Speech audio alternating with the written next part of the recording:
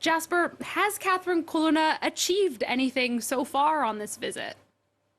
Well, on the sanctions issue, it doesn't appear as if she gained anything. As you said, before leaving Paris this morning, she told Radio Luxembourg that some countries weren't applying sanctions against Russia, but it was important that those countries don't become platforms to circumvent the sanctions. But when she spoke to the media this evening here in the Turkish capital, after her first round of talks with the Turkish foreign minister, she was far more vague.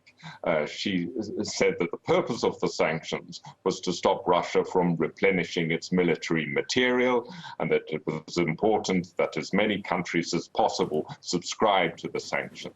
But then she ended by saying that she and the Turkish foreign minister would discuss the issue further. Nothing more than that. I think it's important to note that what is concerning France, as well as the US, which sent letters to Turkish industrialists last month, is that Turkey's trade with Russia has boomed nearly as much as 50% since the Ukrainian war began. And the West fears that Russia is using Turkey as a backdoor to the international market. And Jasper, Turkish journalists also pressed Colonna on a statement President Macron made in Algeria last month. He accused Turkey, Russia, and China of spreading anti-French propaganda in Africa. How did that go over?